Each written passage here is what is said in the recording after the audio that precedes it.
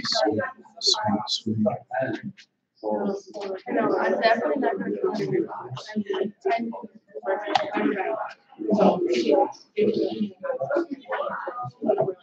Yeah. It's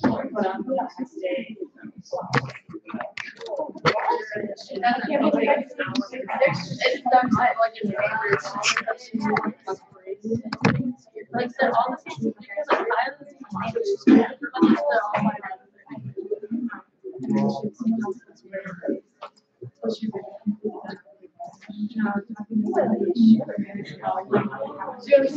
What do we do? We were working and I didn't play it for you. Oh, so funny. But Reagan, you was forget like she was like before like I was gonna try, but I thought it was just like And then she was like, what?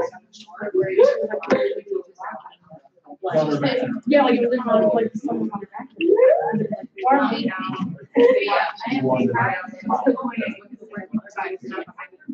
She's much like mine. Like,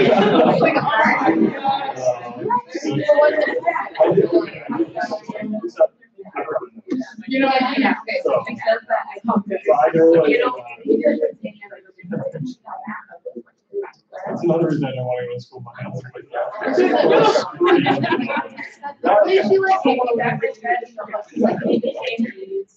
And I love you so much.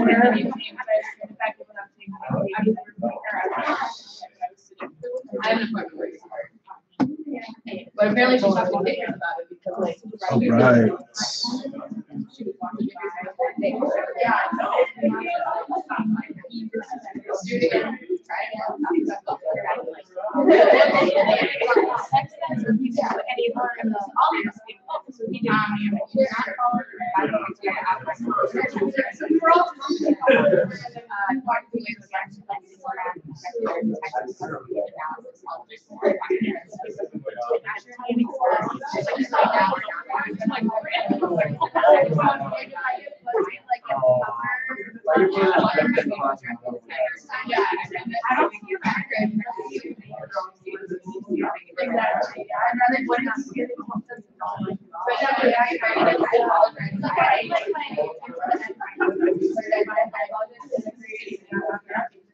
I think it's sort of going back to the experience. So yeah, so fast at first when I was, I don't think that bad. I wish I could go back to my last said I would love to do one. Oh, are you going back? It's so fun. I like being All right, so we'll go ahead and get started. Are there lights on the side? Those lights. Ah, there we go. Great, great, great. All right. We'll go ahead and get started. Is there anyone who would like to lead us in prayer? Anyone would like to lead us in prayer?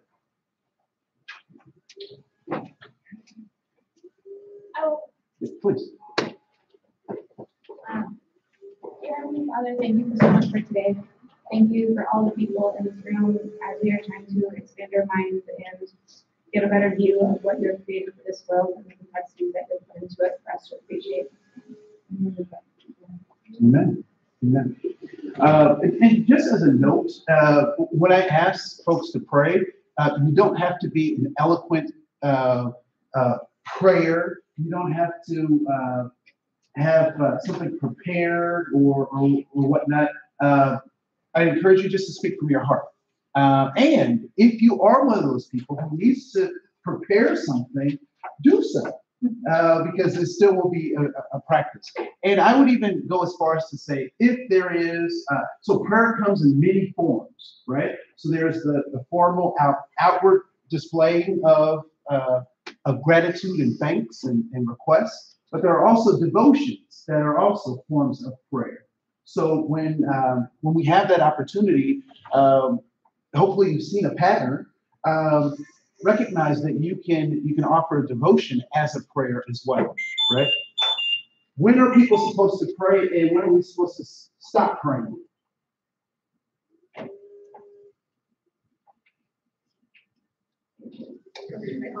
All the time. All the time. We're supposed to pray all the time, right? Pray without what? Ceasing. And it's interesting because we have other brothers and sisters who have other other faiths that pray at certain times of the day, even Daniel, right? So Daniel prayed at certain times of the day, facing the east or facing much like the kind of that Middle Eastern world did at that time. And but we're liberated from some of those laws, right? Those laws have been fulfilled, so that we now can and are encouraged to pray without ceasing. So we should be always meditating and always praying, which means so that when something happens, we're ready, right? We have a prayer ready. So there is that. We have new groupings for our work time later in class. So I'll make sure that you know what those groupings are. And I kind of want to talk a little bit about some of the stuff that's happening in the world, right? So how many folks have heard about those Austin bombings? Right? So what kinds of things have you read, or what kinds of conversations are people having in the circles where you are? Yes. I've read it's mostly directed towards like more elite Black families. Okay, so more elite Black families? Yes. Young white male again. Young white male again. Yes. I think the person's experience and explosives in the last bomb was pretty bad. Okay, so he's experienced with explosives. What was his age? He was 24, right? So he's right around your age.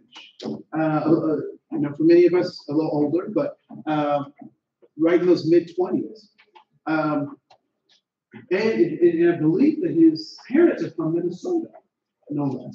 I think they said in one of the articles that his mom went to Augsburg. No. What's in St. Peter? The States. It was the States, not the States. Get the A and the G confused. So there are those aspects. So why? What are your thoughts about these? Is it a coincidence that these are white males who are doing these things, or is there something we should be paying attention to? What do you think?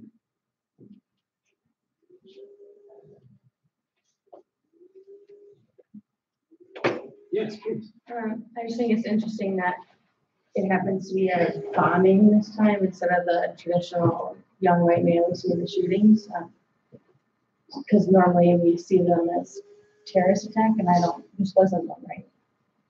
This wasn't a terrorist attack. You don't think this was a terrorist attack? Okay. No. It wasn't branded one, I think is what you were saying. Right. No, I'm not saying you think that. So I want to be clear, but it's not being branded as a terrorist attack. You shake your head like, sure. I don't know why it isn't. You don't know why it is. You think it should be branded as a terrorist attack? Why? Anytime you hear bombs, it's always a terrorist attack. It's the same thing. Okay. Anytime you hear bombs, it's always a terrorist attack. It's the same thing. I'm just repeating what you said. So I have a tendency to do that. What else? Yes, please. Well, I mean, he's intentionally trying to scare people, obviously, and he's doing that. So I don't know, even if the person is from inside the country and they are a citizen, why wouldn't we consider it a terrorist attack? Yeah. Was it politically or religiously, like doing it for politically or religiously motive? Because isn't that the like official definition of labeling it as a terrorist? I don't know. Let's look at what is considered. Google. You did? Is that what it said? Also, you know the answer. She's like baiting us, right? So in terms of a terrorist attack, what is that official? It says a surprise attack involving the deliberate use of violence against civilians in the hope of attaining political or religious aims. So if it falls short of political or religious gains, it's not a terrorist attack. Officially, I mean, in terms of what that definition. So what would be considered a political gain? Because that's an interesting.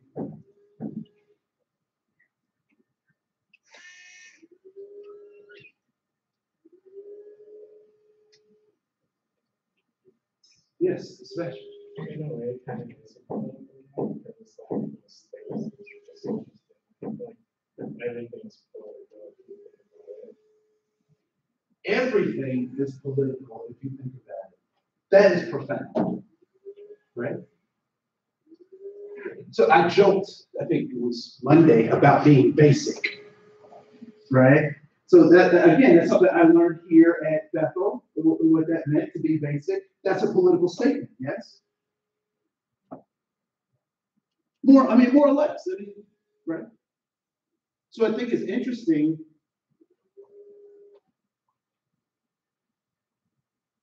So we won't know exactly why this person did it, but if we look at the targets of what he did, was he trying to make a political statement? One might be able to argue, yeah. So are we kind of like? I think it depends, like, how you look at it. Some people might say, yeah, it'll give it now. But I don't really know enough on it to actually A good statement. That's a wise place to be, right? So we need to find out more information to be able to speak intelligently on that topic. The reason I'm kind of dwelling on this is because there's, in our society, that there's a bunch of this kind of stuff that we don't call for what it is, right? So first of all, from our context, being at Bethel University, being a kind of a Christ Center thing, what do we call what happened? What do you call it? 3 little words. Starts with an S and ends in N. Yeah, we call it sin, right? So so why did the person do it? We know it's because of sin. So that helps us be able to identify what needs to happen, right? Yes, starts with an S, ends in N, right? I got that from the electric company, the easy reader guy. So we know that, so that can help us to understand what to do. Because there was also a shooting of African-American young man in his own backyard because he had, the police said he had a crowbar, they said he had a gun, and it turned out that he only had his cell phone. Right? Another situation in Minneapolis, did you guys hear about that in Minneapolis with the police officer? Right? So an officer, Moore, I think his name is, shot a white woman who had dual citizenship with the United States and Australia. In her alley, she called the police, and they ended up shooting her. And that officer just got charged for that crime. He happens to be Somali. She happens to be white. And so, so there are all these things that if we're not conscious of, we'll get confused about what they are. And all of them are related to the sin nature of human beings, right? They're related to the sin nature of human beings. And so when we talk about how does that sin nature kind of prevail in society, there are a couple of things that I want us to be mindful of, particularly as we break into our smaller groups. And that is this concept of power and privilege. So what I'd like you to do is just around you, if you can just turn around in smaller groups, and I want you to try to define or give examples of these two concepts. What is power and what is privilege? So get into groups of 3 or 4. I'll give you about 5 minutes to do that, to come up with a definition or some examples of power and privilege. All right? So 5 minutes starts now.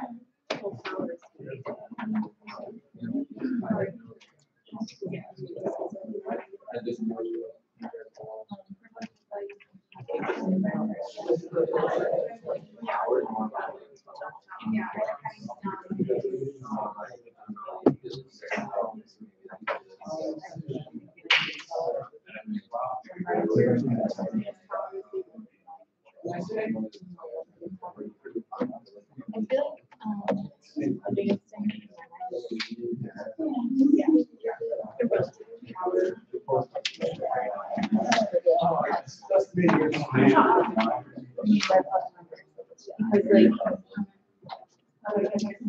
the more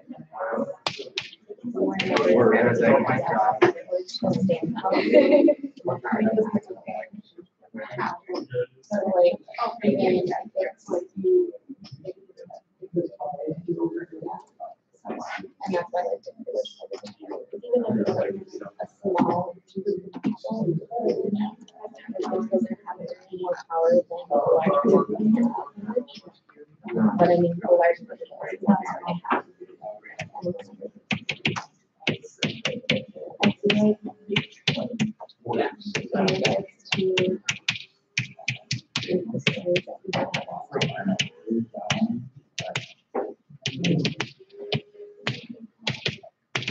I mean, it's just interesting, especially.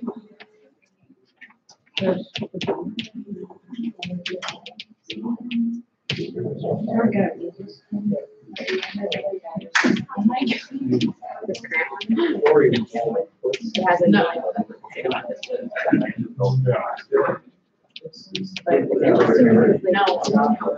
it's interesting because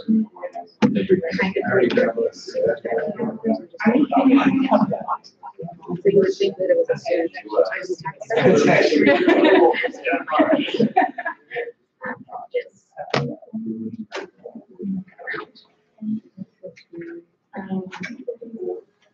Sounds like most people are kind of winding down their conversation, so I'll go ahead and stop right there. So in your groups, how did you define or how did you talk about this idea of, let's start with power. What is power? What did you talk about in terms of power? What is power? Yes, please. Ability or capacity to influence. So the ability or capacity to influence. I like that. Do people have, anyone have something similar to that?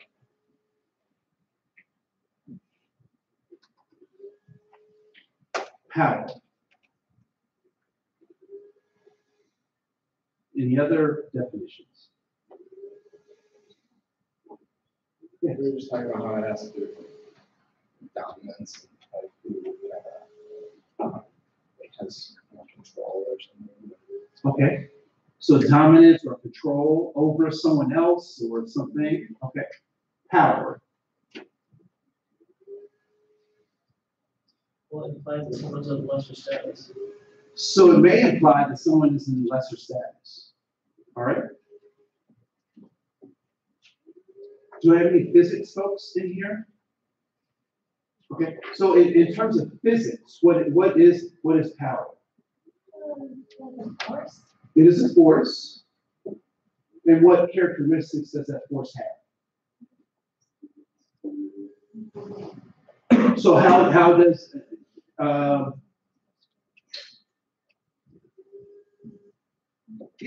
so what kinds of characteristics does that particular force have? Because there's other kinds of forces in physics, right? So there's inertia, there is centrifugal force, right? So what is the particular aspect of power that separates it from centrifugal force or gravitational force or?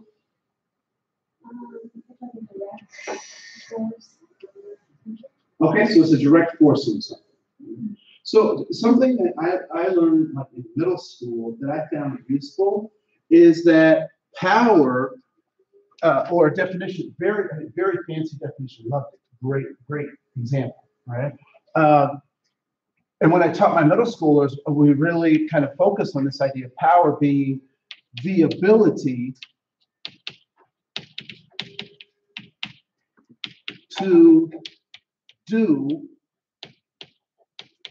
work, right? So in physics, power is really talking about this idea of being able to get work done, right? So I don't remember what the calculation for power is. Does anyone remember that formula for power? Does somebody look that up for me? The formula for power exists. So in our society, what kinds of things do we need to have to actually get stuff done, to do work? What kinds of things? Yes. Power to work overtime. So power is work. Thank you. Overtime equals power. Wonderful. Thank you. So given the time that we have, right, the kind of work that needs to be done, what kinds of things do we need to be able to get things done in our society? So we obviously need time, right? So when many of your great-great-grandparents immigrated to this great country, did they speak the language? Did they speak English?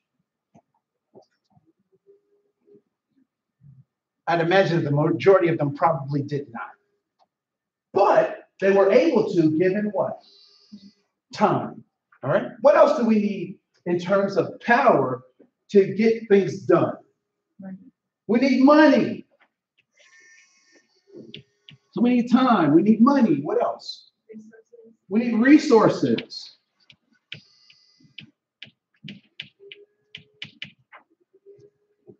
And give me an example of a resource that we need. So one could be people. People to either help us, or people to finance, people to support, right? So time, money, resources. I would even go with this idea of goods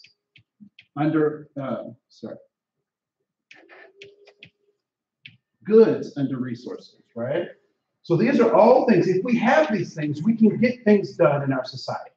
If we have people that support us, if we have money, if we have the appropriate time to actually get things done, those things can give us power, right? I also want us to recognize that power is contextual too, right? So given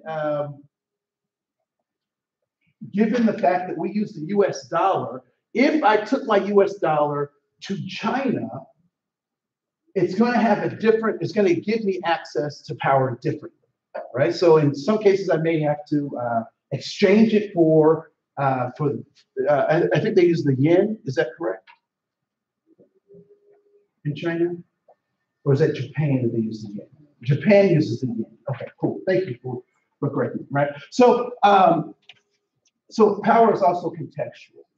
So when we talk about this idea of privilege, what were some of your conversations about privilege?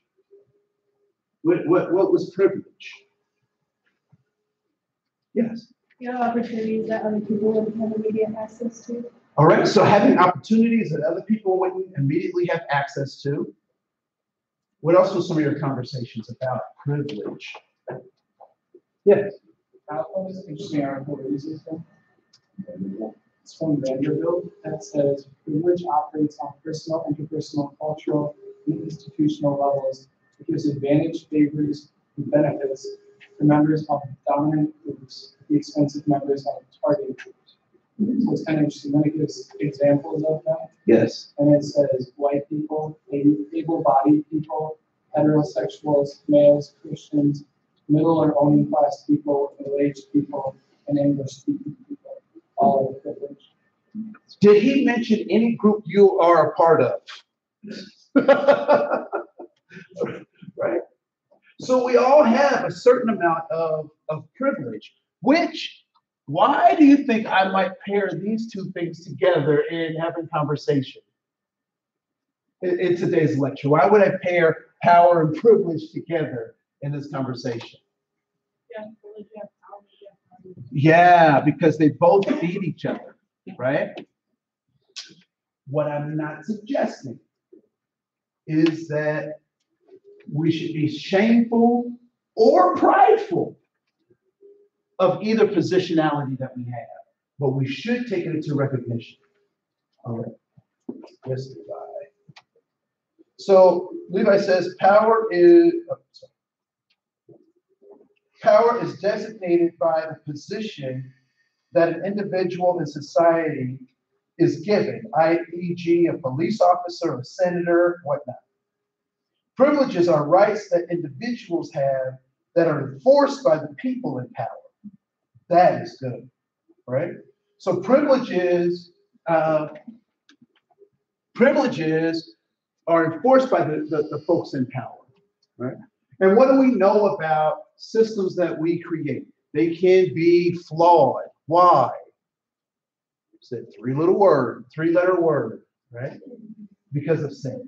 They can be flawed. Great systems can be flawed because human beings are in them and we are sinful, right? So, so there's that. Three other concepts, and then I'll give you your groups to work in that I just want to spend just a couple of minutes on is are these three things, because these three concepts are oftentimes used to justify both of these positionalities, right?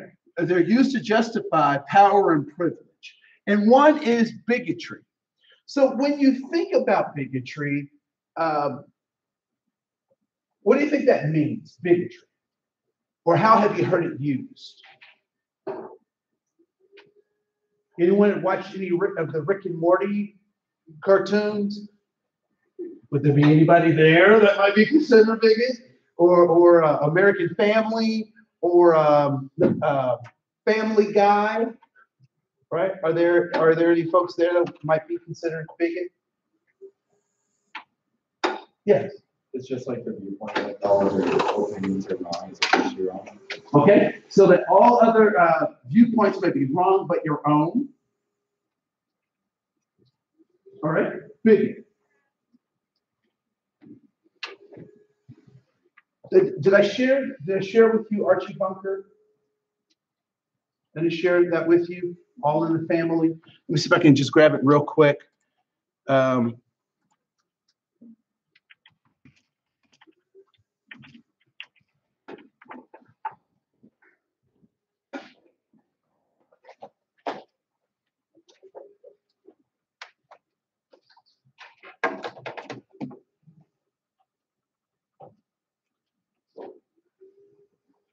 Let's do this just really quick.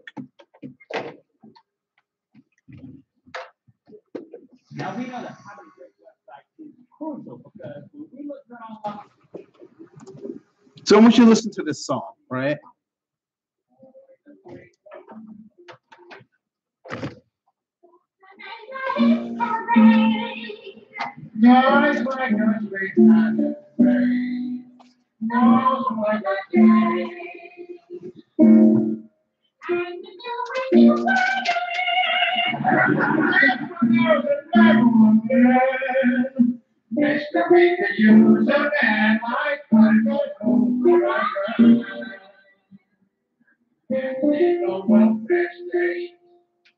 Everybody's moving praise.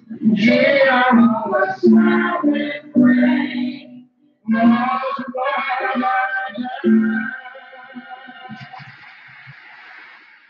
So Archie Bunker was kind of this quintessential bigot from the 70s. I wanted to grab just a quick clip. what was that, Ross? Hold on, I don't want to do that. I want to do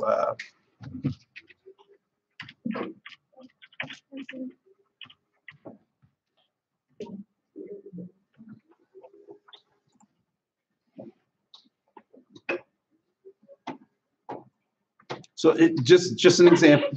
Right here in this sculpture, take for instance what this represents. This here is the struggle of the races. Man's inhumanity to man, yet through it all, the shining hope of the new brotherhood. See?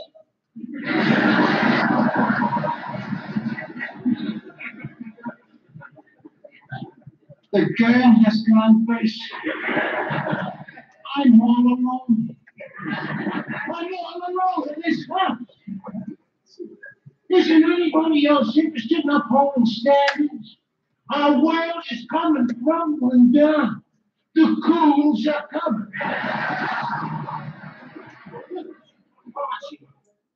12% of the population is black. There should be a lot of black families living out here. Yeah, this is only a beginning, but I think it's wonderful.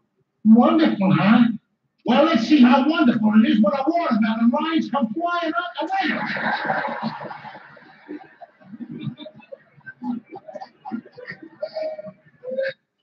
Okay, I just want to stop right there. Just to kind of point out, what will this was TV. I watched this every Thursday night when I was a kid with my parents. And this was the kind of stuff that was on TV. And so what kinds of things would you say about this particular character on television? What might be words to describe him?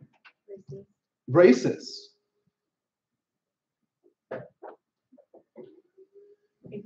Ignorant.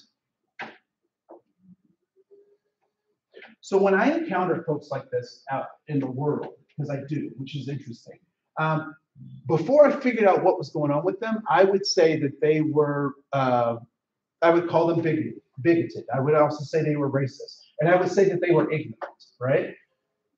When we identify ignorance, what is as educators, what is our position on ignorance?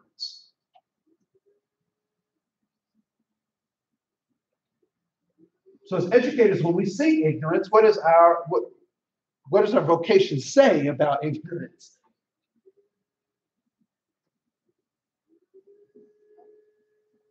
We'll teach them not to be ignorant. Yeah, we can teach them not to be ignorant, right? Our vocation says that we can do away with ignorance. Here's the issue with people like this character, Archie Bunker, on this television show. When we diagnose them as being ignorant, we bring information and data to those individuals, right? We bring information. The problem is they refute that information with other information. And they oftentimes get to a point where they say, I don't care what you say, this is how I feel. And so when they get to that point, they let us know that bigotry is not about information, it is about emotions. And you cannot give enough information to change someone's emotion, right? Have you ever had a sad friend? Raise your hand if one of your friends has ever been sad. I'm not talking about clinically depressed or anything like that, but just sad, right? Yeah. Did you bring them an Excel spreadsheet or a PowerPoint presentation about why they shouldn't be sad? No, you didn't bring them information. What did you bring them? Ice cream, cookies. You took them out. You loved them, right? So you cared for them. And so we can't change emotions with information. We have to change emotions with caring. We'll come back to some of that a little bit later. So what I also recognize is that prejudice is a thought process. That prejudice is a thought process. And can I change someone's mind? Can I reach in someone's head and change their mind? I can't, right? The only thing I can do is ask Socratic questions. I can ask Socratic questions. So I recognize that prejudice is a thought pattern or a thought process. And lastly, discrimination is a set of behaviors. It's a set of behaviors. So in 1964, the government said, we will take care of discrimination. We'll take care of people's behaviors. But did they set any precedents for prejudice or for bigotry, for dealing with people's emotions or thoughts? They did not. So whose job is it to deal with people's emotions and their thoughts? If it's not the government's responsibility, whose responsibility is it?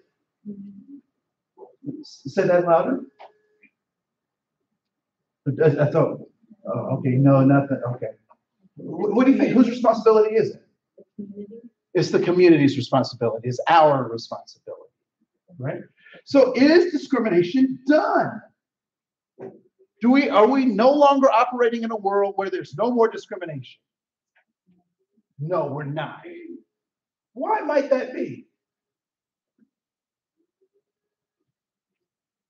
People's emotions and thoughts. Because people's emotions and thoughts are still dictating these kinds of behaviors, right? So in a lot of ways, we're not questioning prejudiced people. We're not challenging them, right? It is very interesting that people now, if you're on social media will feed you what you already know or what you already think. Very rarely, even in my own feed, if I'm not paying attention, I'll keep getting the same articles over and over again about stuff I either already read or already think or already know, right? So social networks are important in those respects. There is something called cognitive behavior therapy, and it says that emotions plus thoughts dictate behaviors. Cognitive behavior therapy. And you'll see that as we break into our groups. So I want to go to your assignment for today in your small groups, and we'll talk about this idea of discrimination in education. So first is this idea of cognitive behavior therapy. What is cognitive behavior therapy? What relationship does this have to our understanding of discrimination? So CBT, as it's oftentimes referred to, what relationship does it have to discrimination? Group B, what is discrimination? How is it defined? Public opinion versus legal opinion. I would suggest, so I'll leave that there. And what relationship does cognitive behavior therapy, and how does bigotry differ from discrimination? And this idea of redlining. We talked about redlining in the Power of Illusion video. What impact has that redlining had in terms of its relationship to discrimination? All right. What is prejudice? How do bigotry, prejudice, and discrimination differ? What are some forms of prejudice? What relationship does cognitive behavior therapy have to prejudice? So forth and so on. Group E, what are microaggressions and micro inequities? And the threshold for that is looking at discrimination and what is the difference between discrimination and micro inequities. And then group E, the other part of that is what is bias. And then finally, group F, what is FERPA and how does discrimination or discriminating acts get protected by FERPA? All right. And then there are some resources on slide 8. So I'll break you up into your groups. And the groupings are, Group A is Levi, Victoria, Hunter, Emma, and Boston. And I don't see Boston today. So, okay. So Levi, Victoria, Hunter, and Boston. If you guys can meet right here, that would be great. Group B, Tim, Nate, Sarah, Emily W., Alyssa, and Nick is Group B. Group C is Brady, Becca, Cameron, Lexi, Sophia, and Kyle. Group D is Sebastian, Jake, Hannah, Katrina, Emily D, and Angie. Group E is Thomas, Mitchell, Adri, Becca, and Brody, sorry. And then F is Carson, William, Abby, Maggie, and Barrett. Right? So does everybody know their groups? Yes. I don't think you said my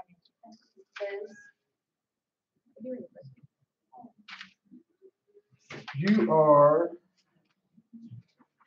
I think I got everybody here. Oh, I didn't. You're right. So Liz, I think you should join group A. All right. So Liz, if you can jump. Sorry, I apologize. Cool. So please go to your groups. If we have group A in here, and then the rest of you can kind of decide where you want to meet. Group A. Cool.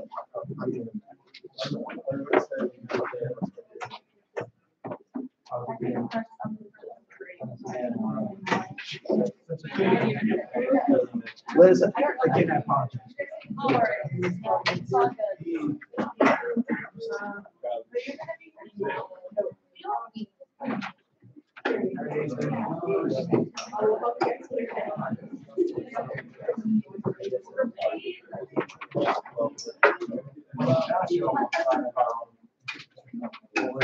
Oh.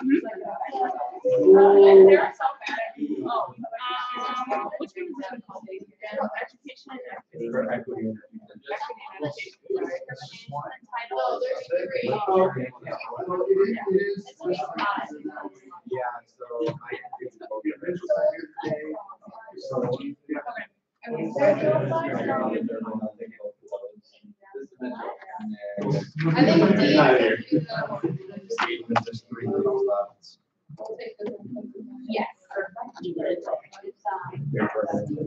A week by. Ah.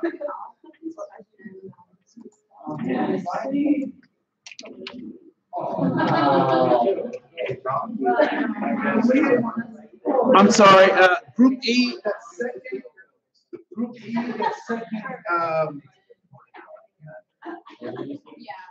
that second E is actually D, so.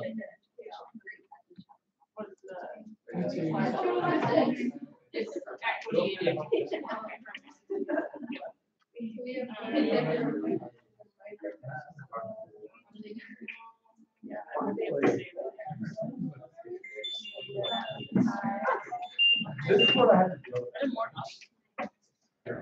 All day.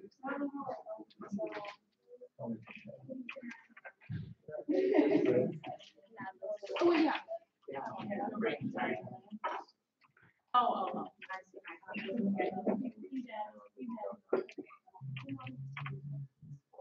The first one. I don't do any preference, so they can- okay.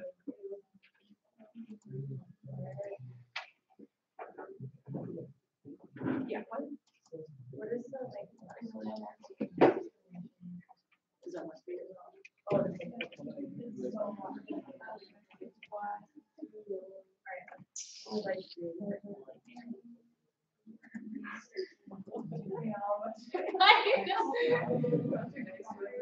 I know, I'll take it.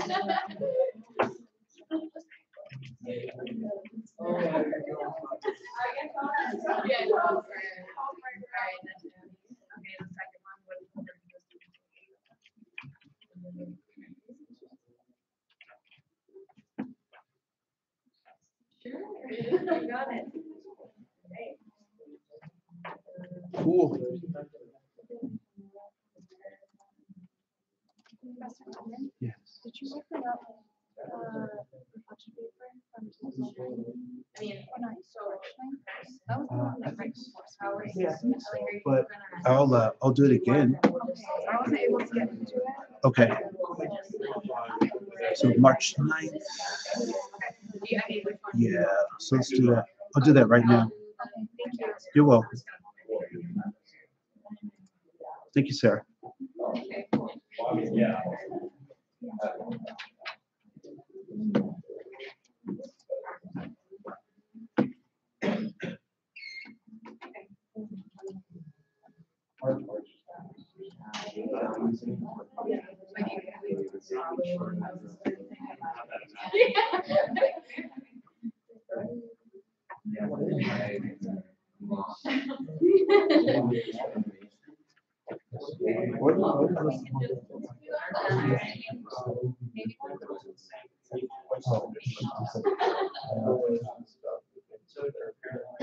Yeah, we should do that. I was just going to turn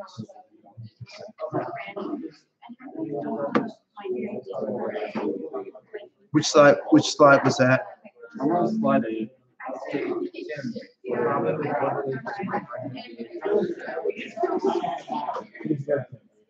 Yeah, I'm gonna fix it.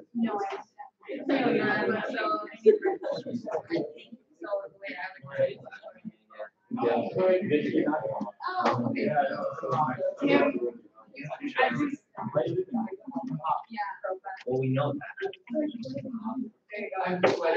Thank you.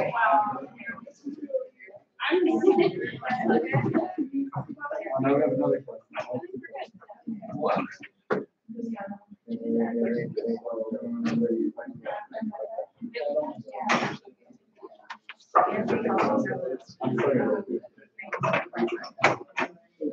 Thank you. I